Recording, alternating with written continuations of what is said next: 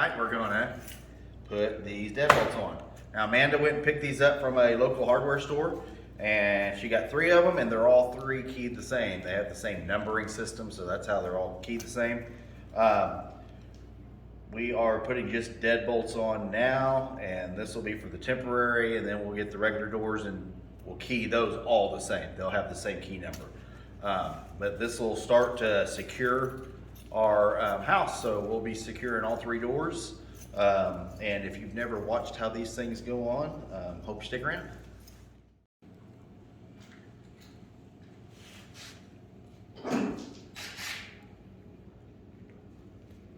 So I'm just going to, you can see this is already set up. This door, pre-hung, exterior front door is already set up for a deadbolt. So I'm just going to slide this little guy in right here. Sorry for cutting in front of the camera. And we've got the holes that we're going to need to line up. This goes on the bottom. So we'll slide that little guy in there like so.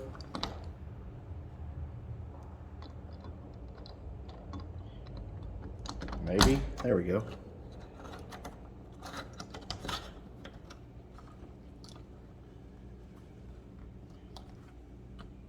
And we're going to kind of turn it. Actually, this one first. Okay. Slide this in. What is going on here?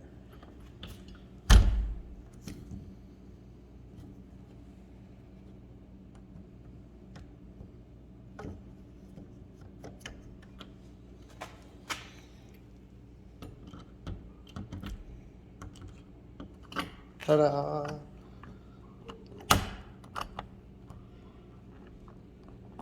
There we go. Now we're making progress. Put that in there like so. And I'll turn this. And so now what we're looking to do, put these long screws in, and you're just going to kind of feel for the start.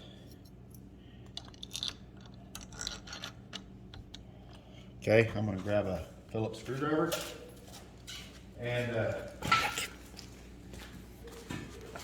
there we go. Oop, back to here. They're really not, they're not difficult to do. I mean, these are like 5-minute jobs. You really, if you're changing a deadbolt or anything, you don't have to get all caught up in really the directions. I mean, you do one and you do them all the exact same.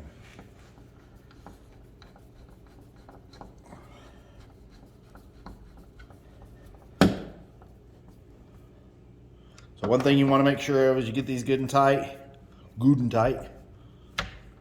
And there you have it. You're operational right there. You want to make sure that your lock is got it there on the bottom. Okay. Now, one thing that I didn't show is I'm going to go get my impact, and we're going to put this strike plate, is what they would call it, I believe. And that's going to go on the inside here where there's not one. So for that, I always use my impact. Like I said, be careful when you're doing these, because I have done it. You can strip them out, basically place it in there to center.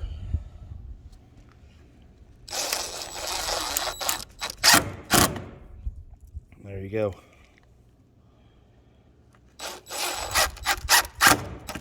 Okay, and then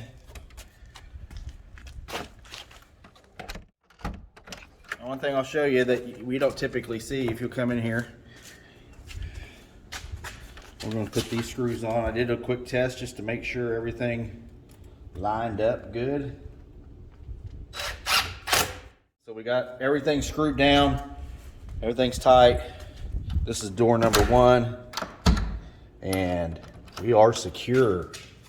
Awesome. We're in good shape. So just keep in mind, when it's locked, you should be able to cover both screws. Okay? When it's unlocked, you're there. So that's when you're putting this together, that's how you know you're getting them lined up. So I don't know what that means to anybody, but that's kind of how I think. And always make sure in any door that you put on, your securing hardware needs to be on the inside. So whether you're doing a bathroom door, you're locking a master bedroom door, a safe room, your front door, these little screws right here, even on regular doors, always make sure the screws are on the inside of the room. They're in the room that is being occupied, never on the outside. Those can be unscrewed if just for safety things, the intruder or whatever. Hopefully it never happens to anyone, but people can break into your home if you don't have these facing the right directions. Hopefully this was informative. We're going to put 2 more on. So one thing I want to point out about these deadbolts, and I believe even on doorknobs, is your bore or your thickness, depth of your door can either be 3 1/4 inches deep or 3 3/4 inches deep. So whenever you get these, they start out usually at the 3 1/4. But if you zoom in here, you'll see that there is a little key cut type thing right there. You turn that, and now you're set up for a 3 3/4 inch depth opening.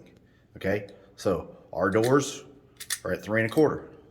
So I don't know which is standard. I don't know if 3 1/4 is standard or 3 3/4. But if you stick this in the hole and your deadbolt is not lining up, let's say it looks like this, for an example, then you would twist it.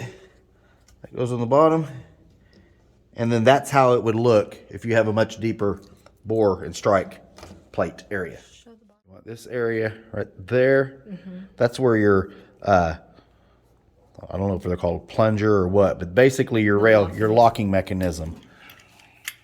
This thing right here goes in that hole right there. Okay.